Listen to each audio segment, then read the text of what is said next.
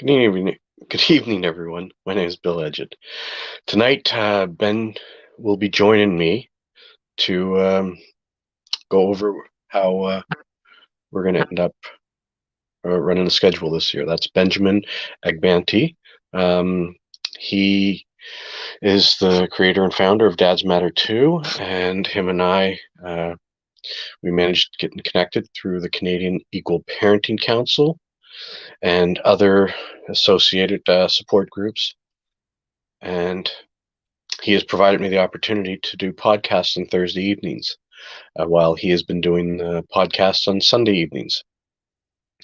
So for this year, for 2023, we are just going to be doing the Sunday evening podcasts, and we will also be broadcasting the replay of the broadcast on Thursdays at the time scheduled. This way, we will him and I will be able to work together and conduct these interviews together.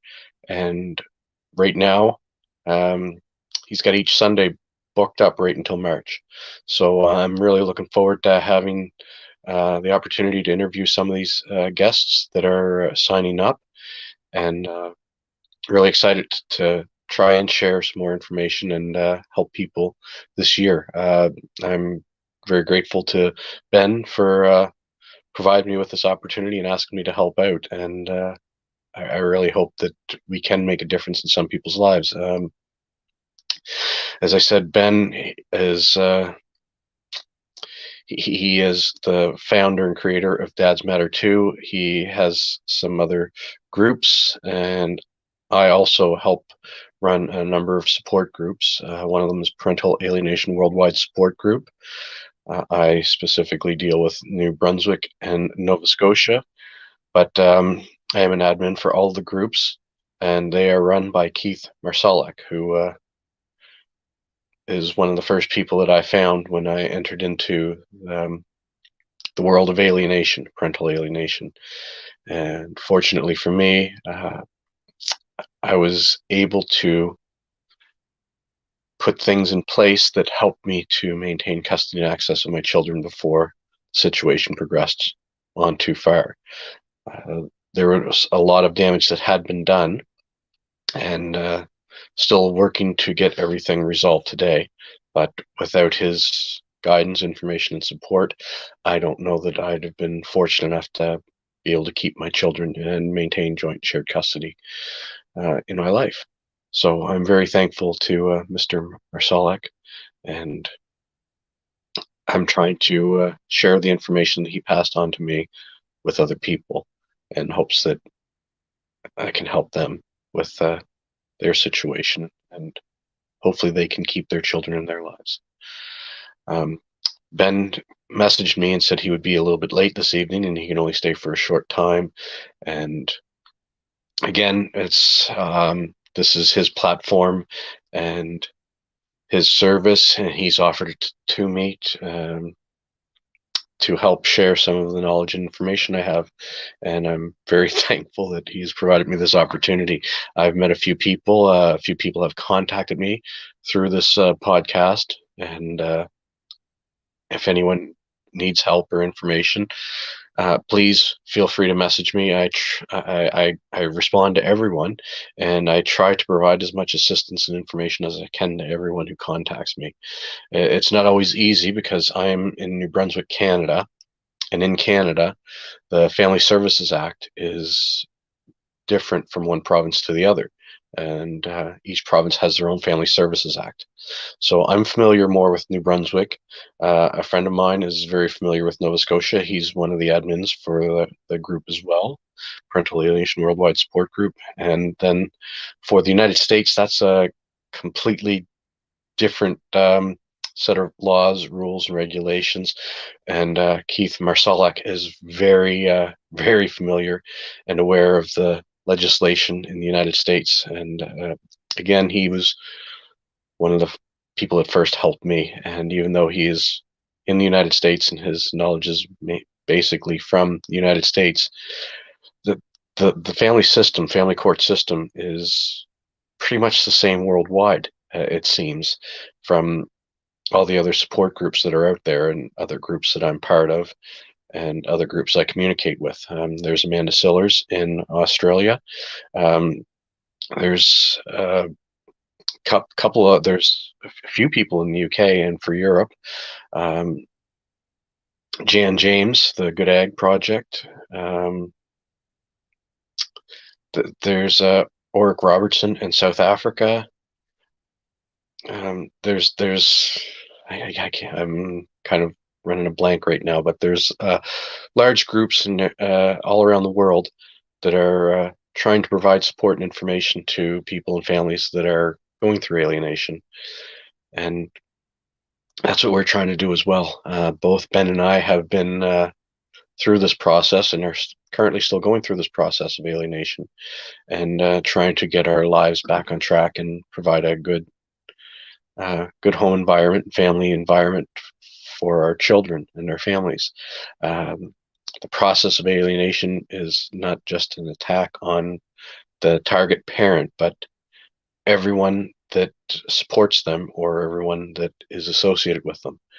So it's a very devastating process, and people need help and support so they can manage to get through this process with as little trauma and damage as possible, and try to keep some of their money, because if they continue to throw money at lawyers, they'll they'll go for years. An example of that would be Brad Pitt and Angelina Jolie. They both have a lot of money to spend on the lawyers, and they were 5 years into their process, and I'm sure a lot of legal fees. And Angelina Jolie managed to get the judge removed from the case for conflict of interest. So that means the whole case has to start all over again. So not many people have the funds to be able to survive a 5 year battle in courts with all that money and all the court orders and all the changes and all the trauma that is associated with this process, to start all over again. I know I've been crippled financially, and it has drastically changed my life and the life I'm able to provide for my children. And I'm still trying to rebuild after 7 years. So it's a very difficult process, and I have a good job. I have a good income, and even with that, it's very difficult for me to maintain everything, to rebuild where I was when this process began. I was set up pretty well for retirement for a bit of a younger age. That prospect is gone now. Does not look like I'll be able to retire. Um, I'll have to work out until I age out of the system at 67. So that's drastically changed my life and my future. So it's going to be more difficult for me to provide for my children, having to work these extra years to try and replenish the retirement savings I spent through trying to keep them in my life. It's an unrelenting process once the courts get involved, and really the only way out of it is to get professionals, get someone to recognize the situation, make a diagnosis, and get a court order that is in place that all parties agree and adhere to. And if parties do not agree to it, that's why you're in court, to have someone make the decisions based on the evidence. Again, I refer to the case of Brad Pitt and Angelina Jolie. This case started over 5 years ago, and I've been 7 years in my process, and I ran out of funds years ago.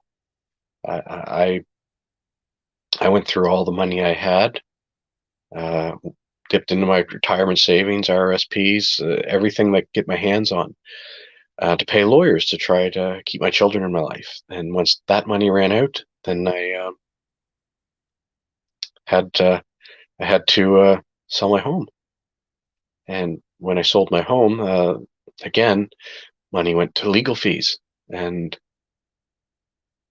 since then, I've depleted my retirement savings. I lost my home, and I purchased a home for $25,000, an abandoned place. It was in the school zone of my children, so that my ex could not make applications, become primary caregiver, since I did not live inside the school zone of the children. So I had to take almost a year to complete the renovations to make the house livable again. And again, this was at great expense, and a great deal of time and energy was put into this project, which again puts all your court dates on hold because I don't have money to pay for the lawyers, and I've been forced to represent myself because I um, could not finish the work myself and pay for everything and rebuild the house with. It's just not economically feasible for me. I'm not Brad Pitt, and I don't have those resources. Not many people do. Um, okay, so Ben just entered the studio, and I'm just going to add him into podcast here.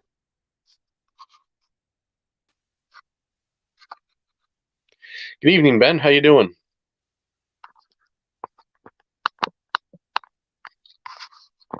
I can't hear you, Ben. Do you have your microphone on? Okay, can you hear me now? I can hear you now. Yes. All right, awesome. How you doing, Bill? Happy New Year. Happy New Year. It's good to see you, Ben. Yeah, same here, same here. How's your New Year's? Uh, my my New Year's was pretty uneventful. I was by myself, and I think after I had supper, I had a nap until about 7, and I managed to stay up till about 11, maybe midnight, before I fell back to sleep. So it Yeah, was a pretty uneventful evening for me. yeah. I guess it's the same for a lot of dads. Um, you know, I know there are many fathers out there that were unable to spend the Christmas with both the Christmas and the New Year's with their with their kids. I have a court schedule, so this year wasn't my year. So both the New Year's and the Christmas, kids' mom had them, and I had them the week after. So I'm fine with that. It is what it is. But Okay. my heart goes out to those that were unable to to see their kids at all. Yeah. It's rather unfortunate. Um, you know, Kids don't need to be denied access to their other half, especially during times like Christmas and New Year's, and obviously any significant holidays that we have. Okay, Ben. Someone just sent a message here to a Facebook user, anonymous. Please send my husband Sonny, um, Texas. I'm depressed and dying. Thanks. I'm if whoever this is would like to speak, um, or or communicate one on one, feel free to PM me. My name's Bill Edgett. I can be found on Facebook, and there are also people and groups in Texas, such as Wendy Perry. I believe she's in Texas, and there's another group in the next state over. Um, I can't remember his name right now, but he's a Canadian, but he's now living in the United States, and he has a support group there as well. So you can either try contacting someone through Parental Alienation Worldwide Support Group, which is run out of California in the United States, and I'm associated with that group. Or you can message me directly, and I'll be happy to speak, chat, talk, or communicate with anyone that needs any help or support. Yeah, and I'm also available if you need to have a chat. Just like Bill, we're on the same platform, and you can reach me Ben Abanti. Um, but just a word of encouragement to you. Uh, Probably, I believe that your husband is with you right now and he's watching us. Um, it's going through this process is a very difficult situation for almost everybody. I cannot tell of anybody that has been through it that had it easy. Bill's been through it. I've been through it. There are many other moms and dads out there that have been through the same process. One of the things that I can tell you is that your children depend on you. They are looking forward to you. They are looking forward to that beautiful day where they can have a very precious time with you, to spend with you. Um, if you're in a state of depression right now, um, it's just not going to be helpful for your kids as well. Like myself, I know Bill, try and find something that can distract you. Engage yourself in some activities that can help the mind. If you enjoy reading, by all means, take a book, read. If you enjoy playing outside, like soccer, jogging, I love to run. I mean, I run every morning. Even in the winter, I run because it helps me. It helps me clear a lot of the junk in my head. But get yourself into something, some activities that can shift your focus a little bit. This process is real. A lot of parents are going through it. If I can tell you that there's if I have a magic wand and I can just wave it and say everything will be all right, I'll be lying to you. But I'll just tell the truth that it is a very difficult process. Many of us have been through it. There are other parents that are going through it. It's not easy. But for some of us, we've been able to find a way out by God's grace. It's not something that we were able to do just like that. It takes time. It takes a lot of process. It takes a lot of thinking, um, and it takes a lot of time. Trying to figure out what you can engage yourselves in. If there's something you can do, an activity out there that you enjoy doing, by all means, you know, do that, because it helps. It helps. It helps the mind a lot. It helps, with the stress level, um, and it helps to prevent getting yourself in that state of depression. Just be strong. Be strong. You are not alone. There are many of us. There are many voices out there, and all of us, we are coming together, with a unified voice, advocating for people like you and I, to be able to have a meaningful physical time, with our kids. Our goal is to advocate for a 50-50 sharing or shared parenting. That's the right thing for every child. And I believe that with time, I'm very hopeful in 2023, that something will shift, something will turn around. So, um, you know, do something, just get yourself engaged in some activities that will help the mind. Yeah, yeah. You really need to do a lot for self-care to um, maintain your mental health and stay positive, so that you can be a positive impact on your children and have a good influence on them in your life. Having children around a depressed, angry, sad person is not the best environment for them. So you really want to take care of yourself and be healthy for your children. It's very important that you do that. And Ben, I'm just gonna. There's this little story, or it's kind of like an Aesop's fable, a little fable that you tell children so they learn. Make it in simple terms so they learn as they grow up. There's this story I've heard many times, and I've read it on Facebook, where this man, he's trapped in a hole, and he can't get out. So every once in a while, someone will walk by, and he yells to them for help, and they'll stand there and they'll say, "Oh well, why don't you try this, or why don't you try that, or here I have a rope." And after a while, they can't help him, and they just kind of give up and walk away.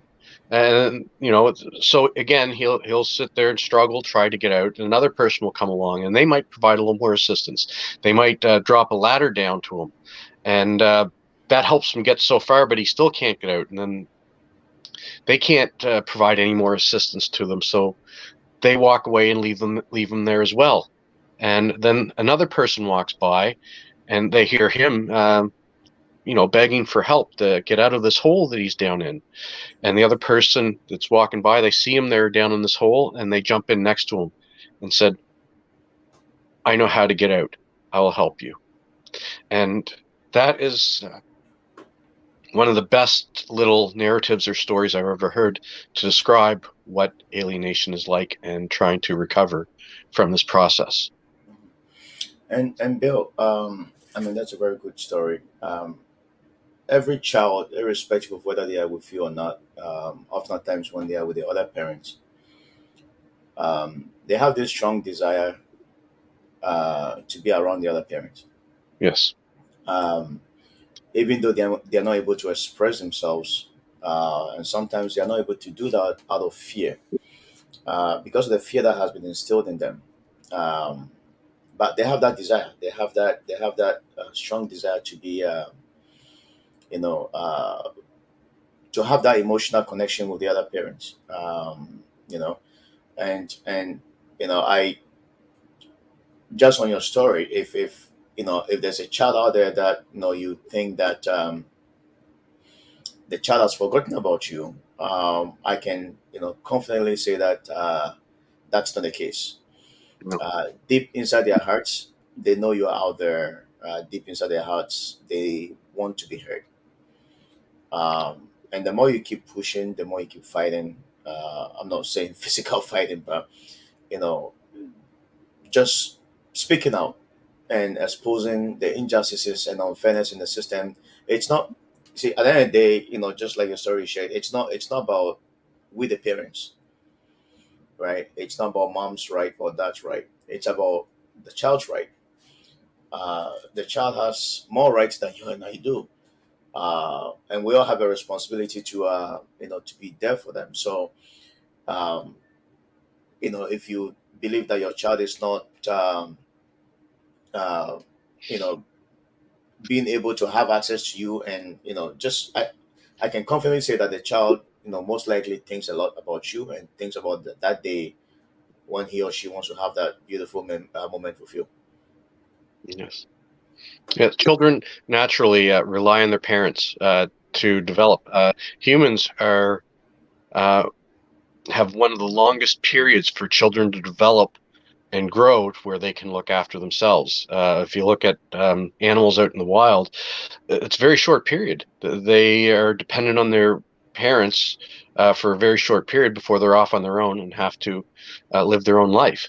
Um, Humans, we have a very long period where the children are with us, and they're dependent on us to grow, learn, and survive. So it's bred into us that you want to be and look to your parents for guidance and security. Um, so yes, that's what I was just trying to share. It's same as what you were saying there. Yeah, and I'm just reading some of the comments Yeah, that are coming on Facebook that CAS doesn't want to hear about shared parenting. no. Um, The you court's know, called the argumentative. That one there is that's great because that shows the bias in the courts when they handle these cases. mhm, If they've already heard or believe they know what the story is, and you try to tell them something that doesn't coincide with what the opinion they've already formed, that's when they call you argumentative because you are arguing about everything that's there that has been said about you. The truth is you're not being argumentative. You are just trying to provide information that is factual and truthful. And because they already have a preconceived notion of the situation, because of that bias that they've already established, uh, they they they will label you with terms like argumentative or vexatious instead of looking at the information because they have already developed a bias. And that is not how the family court system is supposed to work. The decisions made by the judges are supposed to be made in the evidence, not on their personal thoughts, opinions, or beliefs, which unfortunately is how the family court system works. They hear a story and they pick sides and they choose which one's lying and which one's telling the truth. And according to Dr. Stephen Miller, the courts get it wrong 95% of the time because the Yeah. situations are counterintuitive and they don't know how to recognize the difference between an abuser and a victim of abuse. Mhm. Yeah.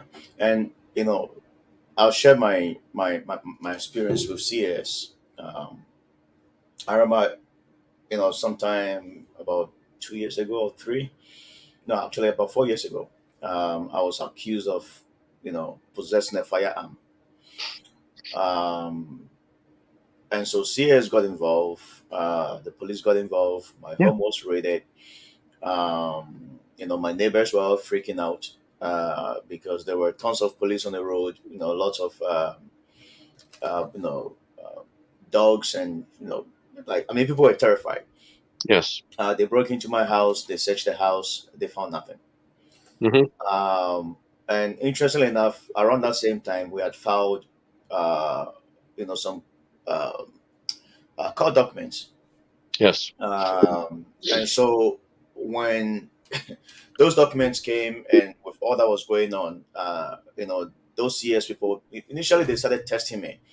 And from my experience with them, I've never come across CS people testing people that they want to meet with them. Obviously, my own personal security, was important to me, and I didn't think it was right for me to meet, on the basis of receiving a text message. So I kept replying, to this text message, and this person wanted to meet me, and I said, "Well, you need to identify yourself. I need to know who you are. You claim you're a CS person. I need to have your number. I can track the number. I'll call the reception, make sure that this is a legit, conversation." This person just was not cooperative, so I just completely ignored it. And I got another call, and this time around, I decided that what, I'll just go. And the address they sent me was actually the Oakville police station. Okay. So I showed up at the police station. This woman came down and told me that these are all the things that have been said uh, against me. And so I had with me, some of the court documents that were, filed that, I walk in my house with this firearm, this weapon, and I keep waving the weapon in the air, threatening my own children that I'm gonna hurt them. Right? It's only Yeah. a crazy person who will come up with this, and the system believed her. Yes. Right? The Now, system believed her, and they came after me. They came after me. So when I sat down with the woman, I said, "Listen, here's what she had filed. Here's what the police records are saying. mhm, Do you think I'll really do that to my children?" And I said, "This is not just the first one. This is somebody who has just decided that she'll go after me." yes. And to a point where she had impersonated me, which the police had on record, right? And so they looked at the records and said, like, this is not right. And I said, yeah, it's not right. I'm being defined as somebody who is not. And I saw somebody post something about, accusations rule. The accusations rule if you accept the accusations, right? You can choose to ignore the accusations, or you can choose to prevent facts to counter whatever accusations that are coming. And that's what I did. I had all the facts, I had all the evidence. I presented them to the to the CS representative, and I said, "Here are the truth. I mean, here's the truth. You draw the conclusion." And the woman said she was going to make a comment on the record that anytime this woman is to come to the police station to say something about me, Mhm. they should look at her with a second eye, and they need to question her to make sure that whatever she's coming there to do was right. And since then, I never had any issues.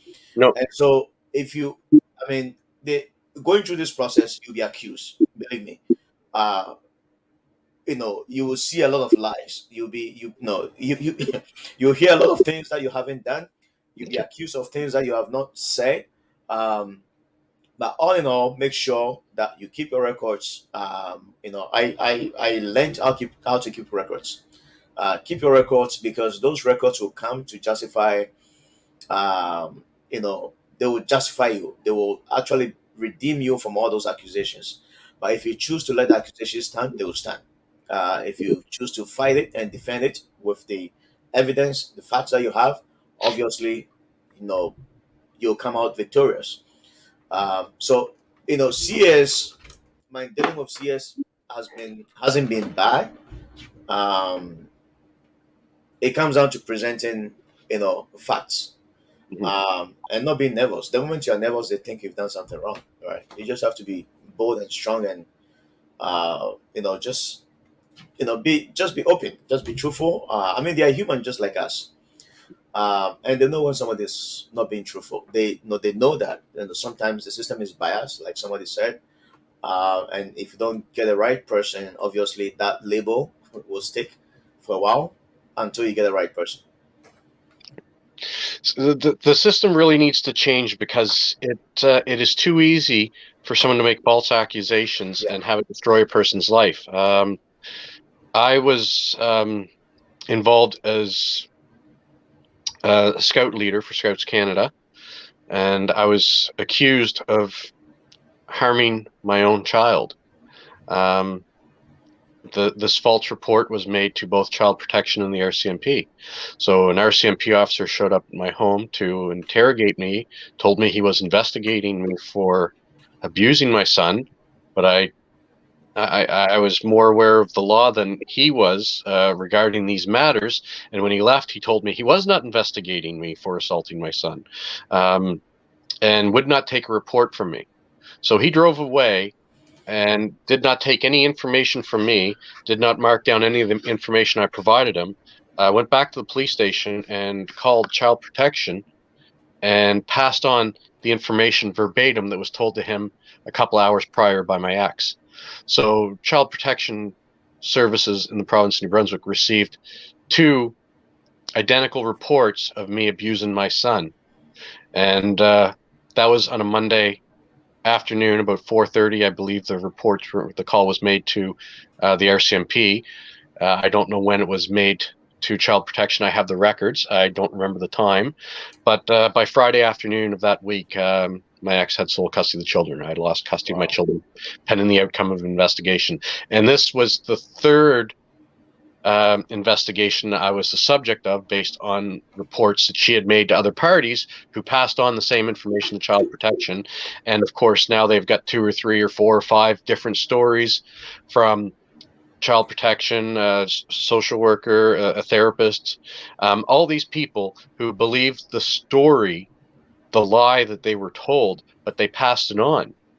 So now they have multiple reports of me being abusive and all these stories about me. So they're investigating me. And I've been investigated by Child Protection 3 times.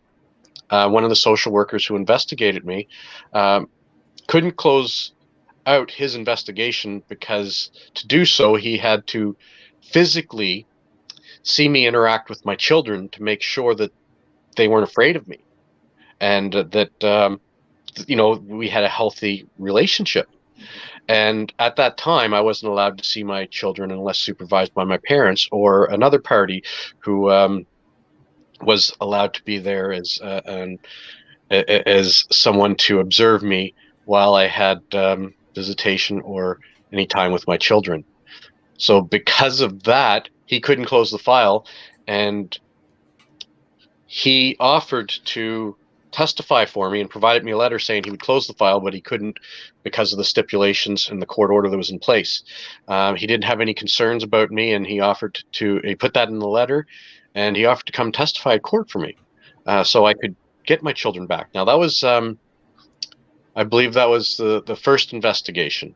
The second investigation and third, it worked for her. She made false reports, and this continued for years until I filed a lawsuit against the St. John Police Department, who now no longer um, are involved in this this matter whatsoever. But she has gotten the RCMP involved, but they have recognized the truth of the situation and tried to arrest her for criminal harassment.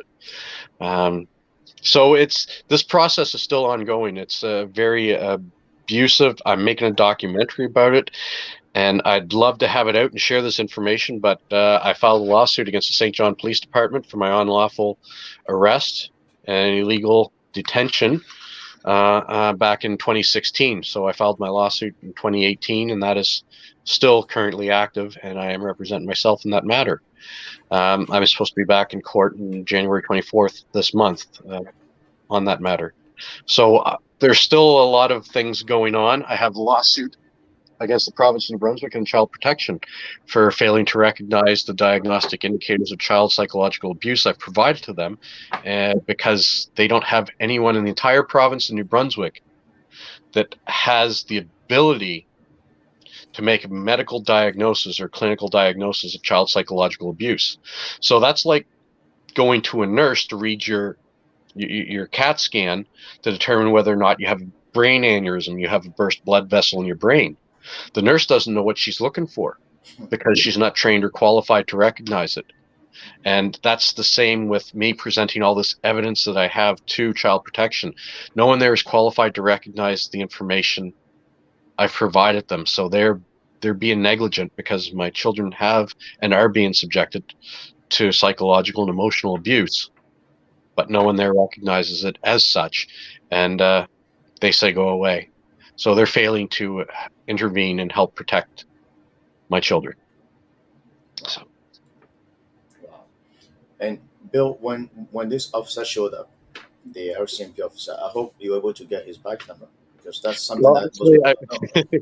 actually, I think it's a 20+ minute video or 18 or 20-minute video of him and I interacting. He tried to, I called in to report my children I was supposed to pick them up at 3:30 p.m. on that Monday afternoon. And when they weren't there, I called and reported it and wanted to make a report to the RCMP that Section 282 of the Criminal Code was being violated and Section 127. And the officer, he said, yeah, I was already talking to your ex, and I know what's going on, so I'm not taking a report. Wow.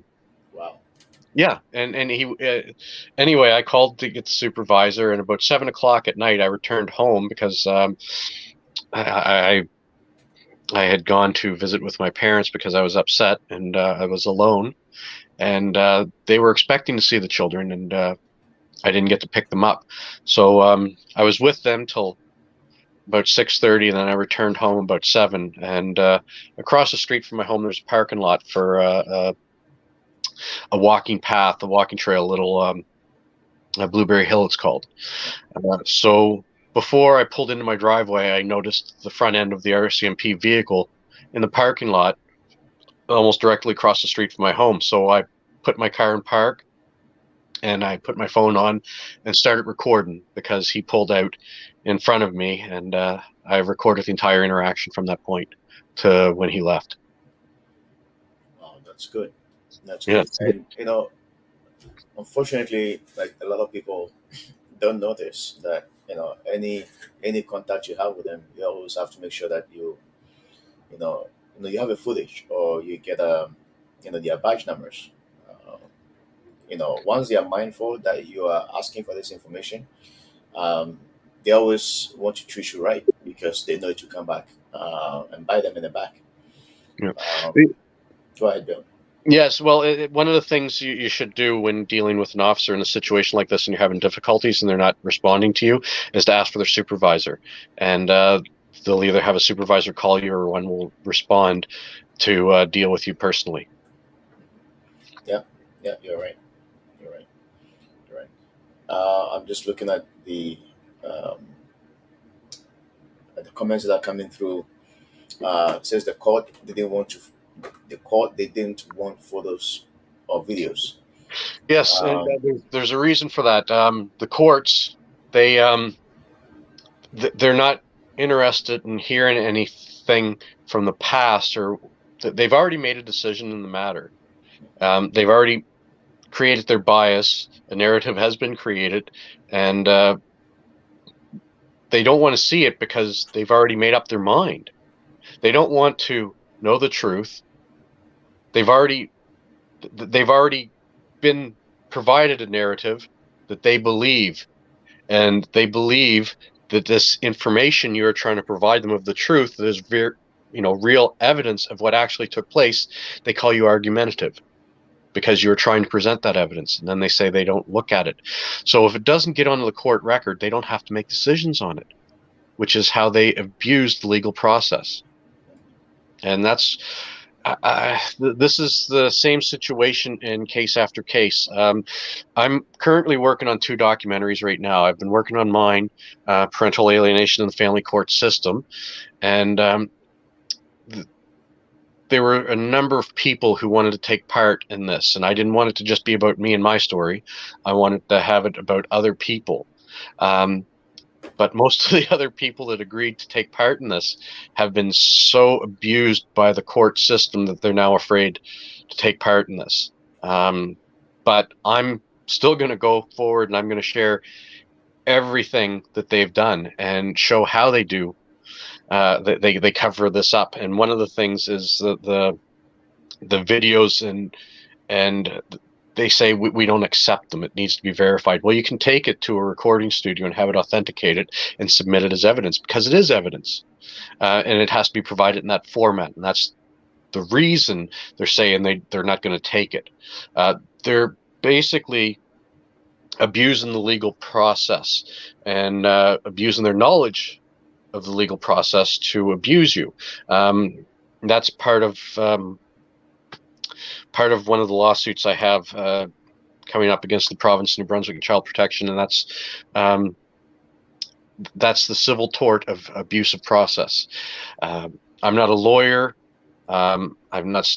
The only legal information that I have is what I've learned studying, going through this process for years, and I've been forced to represent myself because I've been abused by the system, and I've documented this abuse, and I'm going to show other people in my documentary how they abuse people like you and I, and like Ben, and I'm going to try to show people how they can fight for themselves and represent themselves and overcome the abuse by this system. It's you can't do it alone. You need help, and I'm trying to document everything that I've gone through. I've tried to share the information and process that I've been through with other people, and some people have been successful in changing their situation. There was a gentleman who contacted me who was issued a summons and being charged under Section 282 of the Criminal Code of Canada, keeping a child in contravention of a court order.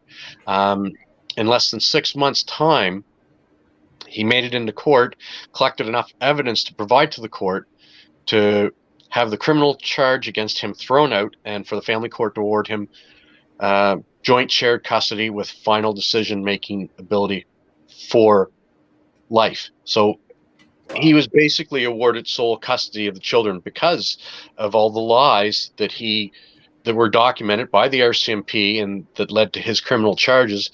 But they also documented everything that he had done before when they failed to act on his reports. So he was able to collect the information to show that he was treated differently than his ex was treated. The difference, one being a male, the other being a female. And because he could show that, the RCMP backed off on taking sides, and he got the information. And when he got to court, he had the information to present to show that this was the pattern that was happening. And the judge recognized that and made the decision.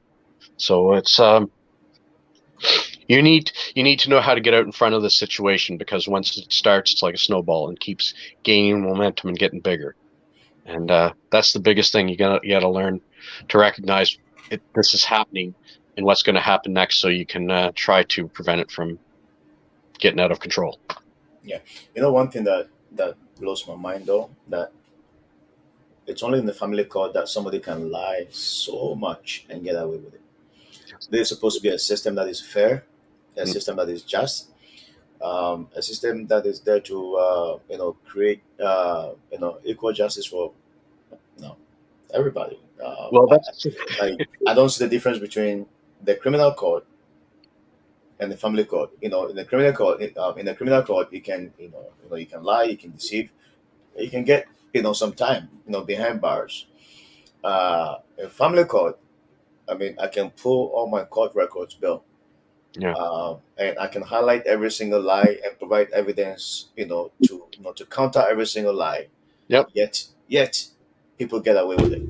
Yes, It and makes no sense. It makes no you get sense. labeled as argumentative for bringing up all these past issues that were already dealt with because Mhm. they don't want to deal with them. They've already made up their mind on who's lying and what the situation is, and they don't want to hear any more information because they've already made up their mind. Yeah. And Yeah. that's where Lady Justice, the woman holding the scales there, has a blindfold on. Yeah. She's supposed to make decisions based on the weight of the evidence Hmm. and without looking at it and being biased. Yeah. Yeah. She's not supposed to express her own view. It's you make determinations based on the merits of the evidence. And Right. yeah, this is Facebook user here, 84-year-old judge. This is part of the problem. Parental alienation is a relatively new phenomena. Um, it was recognized by um, oh E equals MC squared. What's his name? Uh, who's the scientist? E equals MC squared. Theory of relativity. No, don't. Einstein. Thank you, Albert Oh, I see. Einstein. Okay. He was alienated. His son was alienated against him by his wife, and that's, I believe, one of the first times the term was used in this manner. And 1987, Richard Gardner, who was a child psychiatrist who was educated and trained at Harvard, recognized 8 behaviors that were prevalent in these cases, and he labeled these 8 behaviors as parental alienation syndrome. Um, I just saw the comment and yeah. So I know. Somebody's great. That they're I'm getting a little tired, and when I get tired, I don't think as well. Albert Einstein. How did I ever forget him? yeah. Anyway, it's this is a relatively new diagnosis, and there's been more study in the last 10 years than when it originated in 1987. So if you look back at the laws, like an 84-year-old judge, he grew up in a time when there was no divorce, and the only divorces that were allowed were through the church, and only men could apply for them. So they're almost non-existent prior to the courts getting involved, and that was in the 70s when the women joined with child rights issues, and they got the ability to petition the courts instead of the church for divorces. So that's where this process began, and it's still going today. And like I said, an 84-year-old judge, he's from a different era. He hasn't been in school in, let's say, 55 years, um, 55, 60 years. His information on the divorce statistics today and alienation is so outdated that they have no concept of any of these pathologies, and that's part of the problem. They don't recognize it, and same with specialists, or the so-called specialists like social workers or therapists. They don't recognize parental alienation because, again, they might be 40 or 50 years old. They've been out of school for 20, 25 years. And most of the research in this field has happened during the last 10 years. So it wasn't part of the curriculum they learned. So they're still out in this field working as experts in childcare and these areas, and they don't have they don't have current information, and they just unable to recognize or diagnose these cases because they've got no experience or knowledge of them. Yeah. And I'm just looking at time right now. Bill, do you want to talk about the way forward for 2023? You know where we're going with this. I'll let you go over. This is your plan and this is your platform. And again, thank you for letting me take part. I really appreciate you giving me the time to help out. No, I mean every single voice counts, Bill. It's something that I don't think I can do it alone. Right? We need all hands on deck. Yeah. But this is what we're doing for 2023. So I've started doing some interviews with a lot of young adults, some youth as well, and you know some under the well, above the age of 15 years old. Okay. And basically, what I'm doing with them, and I'm basically trying to understand from them firsthand how it feels, growing up with both parents in the house, Mhm. and how it feels not having both of the parents in the house. And you know, it's some of them are very deep. I'm just recording them, and I'll start airing them. But we want to hear from the children because I believe their stories, going back to raising families, Yes. the voices of those young, men and women made significant impact. Yeah. And I think we've not done a good job by bringing them on board to hear their voices. And so I'm just talking to them. I'm reaching out to them. I'm actually, going to the malls, wherever, to the schools. Mhm. Anybody who wants to talk, I'm ready to talk.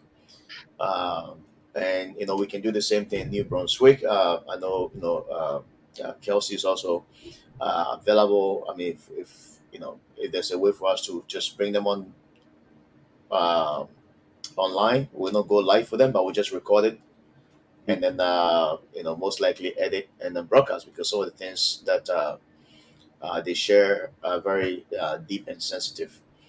But you know every single voice counts, and if you're a parent out there as well, or a grandparent, we want to hear from you, because believe me, there are a lot of people out there all across the world who do not know that this is happening in our societies. Most people have engaged. The other day I was at Walmart, and I was randomly talking to people, and it was mind blowing. Anybody I talked to said, "Yeah, I'm also going through the same thing." It's insane, right? We need to come to a place where we will restore families. Reunite families. I mean, I'm not, saying that both, divorced parents can come back, together.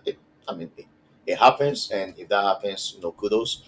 But the children that are victims need to be reunited with both of the parents, their grandparents. Um, their other side of the other half of them need to be brought back into their lives. Mhm. It is the right thing to do for our society. It is the right thing to do for our countries. If we're able to do this, we will see a new generation of children that will come out very strong. I mean, I've been following a lot of the news in the US and in Canada as well. We see a lot of juveniles, a lot of kids that are getting into trouble. When you dig down into their backgrounds, there's one of the parents is missing in the picture. Yeah. Um, and so I'm encouraging everybody, if you're able, if you know a youth or a young adult who wants to speak, by all means, you know how to reach Bill and I. We're on Facebook. You can go to the datsmother2.org website, and reach out. I'm also going to post a link to our podcast programming as well. If by any chance you have somebody who wants to share their stories, they can go on our schedule. We have a lot of dates that are available.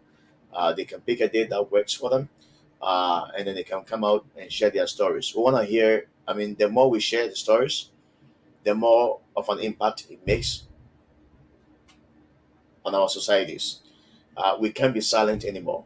There are a lot of children that are hurting.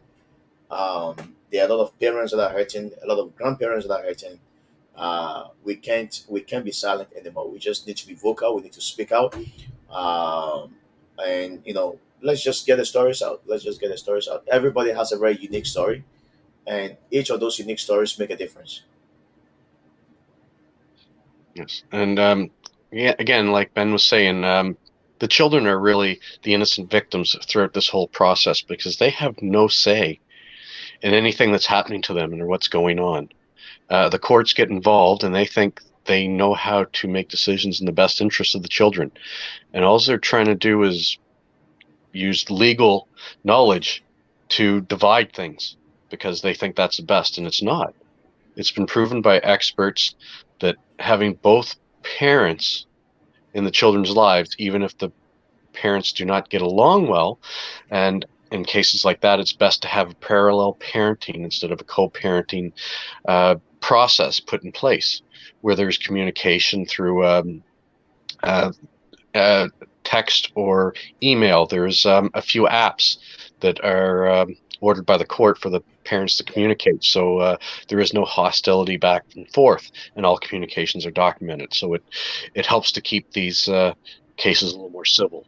And really, if that's what needs to happen, that's what needs to happen. But as long as both parents are still in the children's lives, uh, overall, that is better for the children. And when you take that away from a child, it breaks their normal growth and development cycle of forming attachment bonds, and it's very detrimental to their growth and development. It's got severe long-term effects on them, and the courts need to realize that, and they need to recognize these situations as quickly as possible, so that the children can still remain active in both their parents' lives.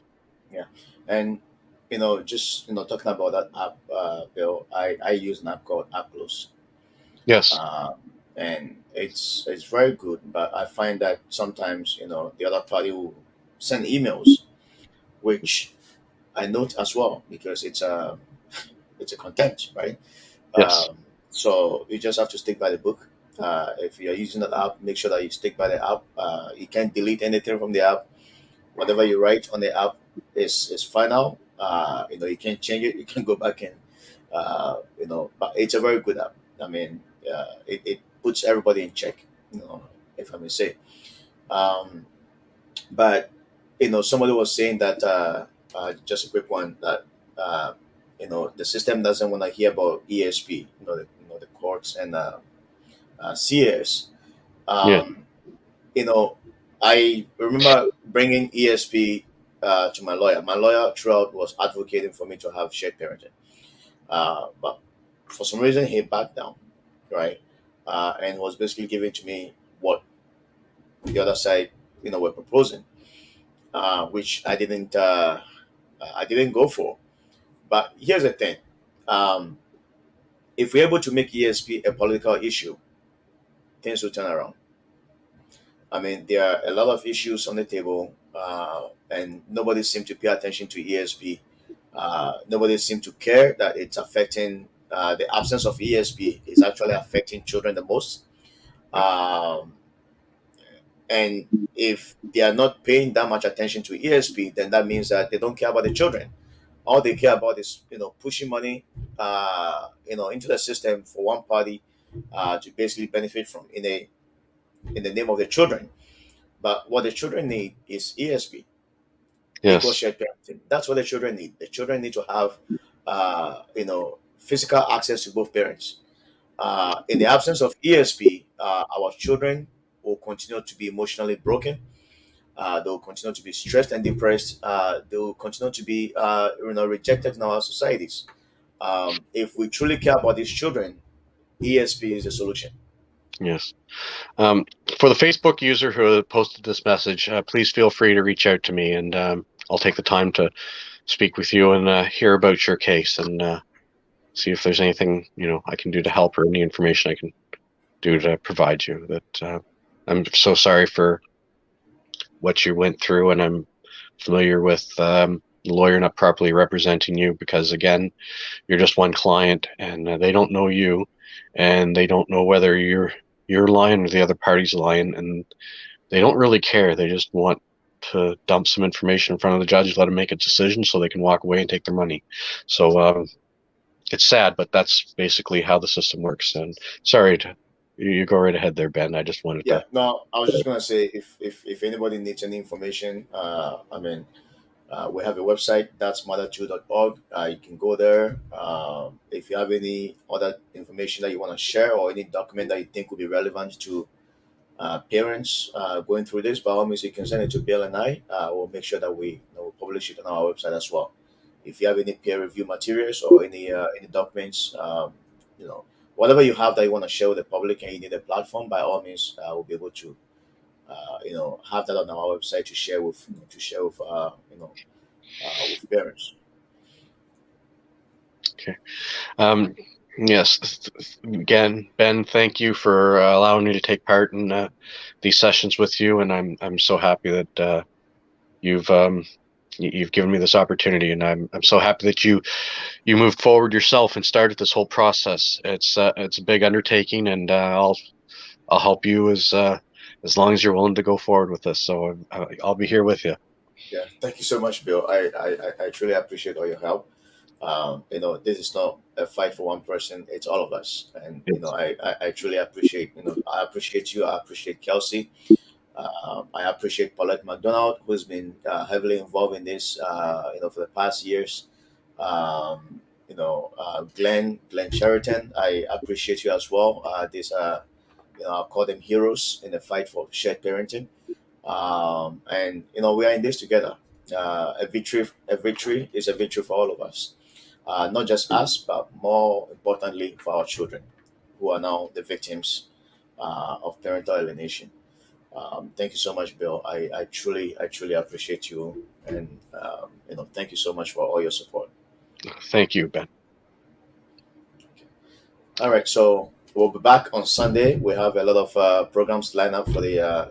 We are actually getting a lot of people signing up to come on the show. We are back Sunday with Mark Fiddleman. I've been communicating with him. He's very awesome, an awesome guy, very knowledgeable in this fight that we are all faced with. He's with us on Sunday. Bill and I are gonna host and co-host him. Just share our links. We already advertised the flyer. The YouTube link is also available. If you go on the That's Matter 2 YouTube channel, share the links, share with everybody that wants to come on. By all means, Mark has a lot of information to share with all of us. Thank you so much for your time tonight, and I'm looking forward to see you, back on Sunday evening at 6 p.m. We've changed our time from 8 p.m. to 6 p.m. just so everybody can have that time to join us. Thank you very much. Have a good night, and I look forward to seeing you all on Sunday. Thank you, Bill. Thank you, Ben. Have a good evening. Good You night. too.